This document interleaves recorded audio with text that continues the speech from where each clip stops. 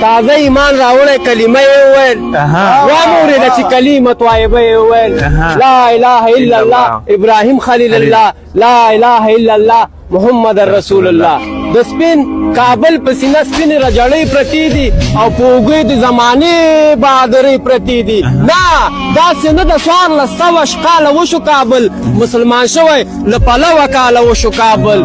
د صحابهو اولیاو شهداو کابل زمونږ د پلرونو د نیکونو د اجداو کابل خو ملا راکوږ د هرې ډمې ته اوس ملا لګوي وړلی یې نشي د ټوپک پر ځای امسا لګوي د خدای په ذکر باندې بوخت لړۍ لړۍ او تسبیح بشپړه ګیره د کابل سپینه پګړۍ او تسبیح کابل اعلان وکړي چې هیڅوک د وسوس نه وهي کابل د هیڅ چا داخلي چارو کې لاس نه وهي کابل د قیس عبدالرشید بابا ملا صاحب دا کابل امام کابل قبله او قبلهګاه صاحب دا نه